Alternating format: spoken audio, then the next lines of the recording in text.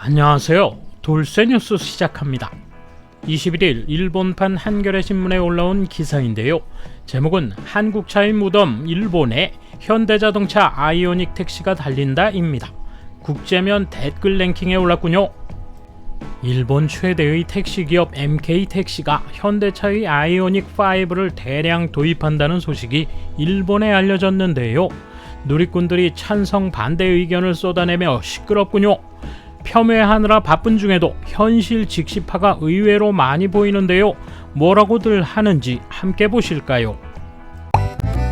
통크신 구독, 좋아요.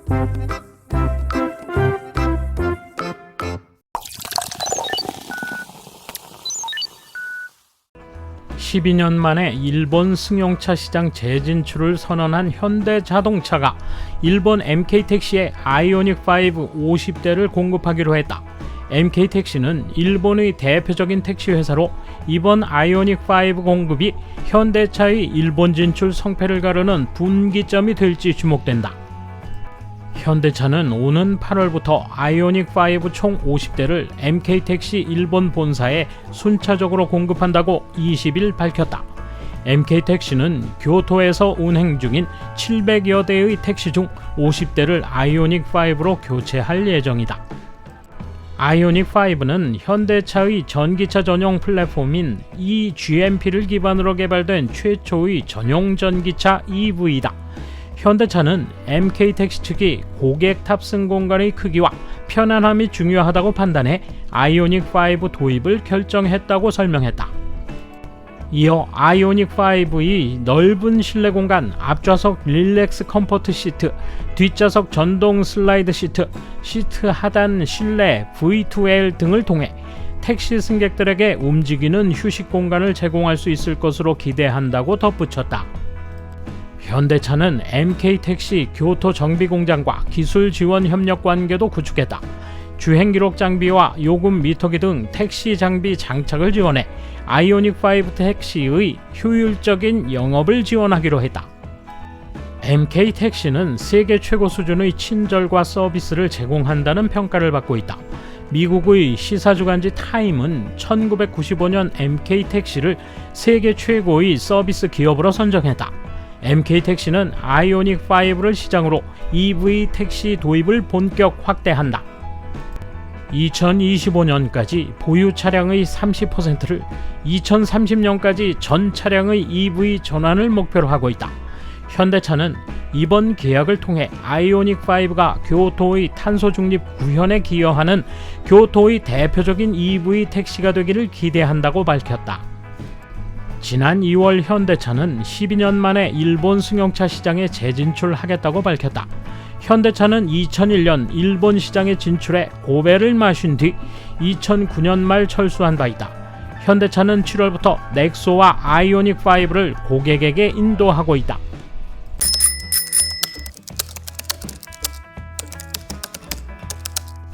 (50대) 공급이라는 건 MK택시가 산 게 아니라 현대차 영업 측이 공짜로 줄 테니 50대 넣어달라고 부탁했다는 건가? 기사에서는 희망을 부풀리고 있지만 언제 일본 시장에서 재철수할지 모르는 메이커의 차량을 적극적으로 도입할 것 같지는 않다. 택시로 운용할 수 있다면 괜찮겠지. 광고를 위해서는 좋은 방법이라고 생각하지만 실패하면 크게 보도될 것이기 때문에 어떻게 되는지 교토에서 멀리 떨어진 지역에서 지켜보겠습니다. 하루 주행거리가 길어야 하고 엄격한 고품질이 요구되는 것이 택시다. 전에 운송 관련 전동 트럭이 쓸모가 없었다고 모두 관뒀다. 시험삼아 해봐도 쓸모가 없다면 빨리 퇴출될 것이다. 자주 충전이 필요해 사용할 수 없겠지. 택시는 하루 평균 300km는 달린다고 알려져 있습니다.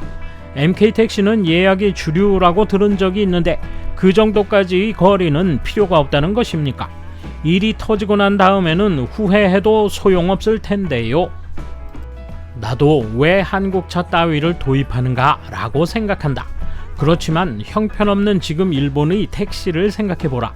보다 개선되고 있다고는 해도 승차감이나 사용 편의성 등을 보면 제정신이라고는 생각되지 않는다. 일본 예찬도 좋지만 일본 제품의 질이 꼭 좋다고 할 수 없는 현실을 직시하자. 그렇지 않으면 앞날은 어둡다고 본다. 화재 사고가 일어나지 않기를 바랍니다.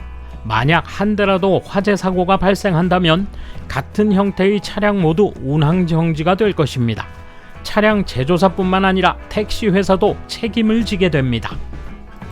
도쿄 도내의 일반적인 택시는 한 대의 차량에 2명의 운전기사를 배치해 거의 꼬박 하루 24시간 풀로 활용한다. 그래서 야후 댓글창에서는 그런 상황을 전기차가 견딜 수 있는지, 과연 운용할 수 있느냐는 지적이 많다. 다만 교토와 도쿄에서는 그 차를 혹사시키지 않을 수 있고, 또 하나는 MK택시가 유럽이나 한국에서 개발해 이미 실제 사용되고 있는 350kW 급속 충전기를 가져온다면 얘기는 전혀 달라진다. 일본은 아직도 50kW 이하가 대부분이고 앞으로 보급하겠다는 것도 90kW다. 이래서는 안 된다. 하지만 현대차의 것은 300kW에서 18분에 80% 충전, 이것으로 실질적으로 400km를 달린다. 이것은 현재 세계 최고의 속도다. 이런 사실은 유럽에서든 미국에서든 엄격하게 심사 완료했으니 인색하게 굴지 말자. 하지만 현대뿐만 아니라 진짜 급속 충전기를 일본에서 보급하는 것에는 진지해지는 것이 좋다.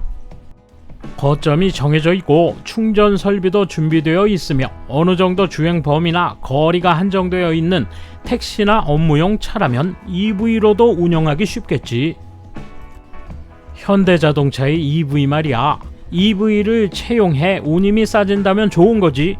후쿠오카 현에서는 닛산과 규슈 전력이 손잡고 데이터를 수집하고 있는 것 같은데 MK택시도 국산을 채용해 주길 바란다. 지금 택시 승객들은 차고가 높은 슬라이드 택시를 타고 싶어 한다. 국산 여부에 상관없이 세단 타입은 보급되지 않는다고 본다. 택시라면 도요타의 택시 전용차가 좋았다. 급속 충전할 수 있는 전기차는 배터리 문제로 두렵다. 전동공구의 배터리가 불타듯 하니 충전 중 감시 권고까지 받았다. 아이오닉5는 충전 속도가 빠르다. 그것이 핵심이 됐다. 버스 등 상용차는 중국 업체들이 일본을 공격하고 있고 한국 업체들은 이쪽에서 승기를 잡으려 하고 있는 것이다. 일본에서 현대차는 한국차라는 이미지만 강하고 도요타의 BZ4X는 일본에서는 서브로 팔 생각조차 없다. 그래서 일본의 환경에서는 객관적인 평가를 할 수 없다. 덧붙여서 미국에서의 판매량을 비교해보면 현대 아이오닉5는 지난달 2853대에 올해 13692대, 도요타 BZ4X는 지난달 33대, 올해 232대다. 이 차이는 뭔가? 일본에서는 팔리지 않는 현대지만 세계의 현재 평가는 이것만 봐도 현실을 알 수 있다. 일본 MK택시에 아이오닉5 50대를 공급하기로 했다고. 현대차의 무덤이 아니라 탑승자의 무덤이 되지 않기를 간절히 바란다. 나는 무섭다. 목숨이 중요하기 때문에 국산 차량으로 운용하는 사업자를 선택할 거다. 구형 프리우스 택시보다는 승차감이 좋을지도 모른다. 그리고 내구성과 배터리에 문제가 없다면 좋지 않을까? 유지보수를 포함하여 채택하는 이 점을 생각하면 경영자의 판단이 가장 타당하다고 보는 게 맞다. 이 차의 크기를 보면 전체 폭이 1.89m이고 최소 회전 반경이 5.99m다.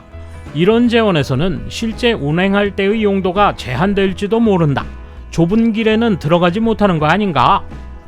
돌쇠 한마디. 무력하게 철수했던 때만을 추억하고 있는 그들이기에 언젠가 현실 자각 타임을 맞이할 모습들이 어떨지 기대되는군요. 감사합니다. 돌쇠 물러갑니다.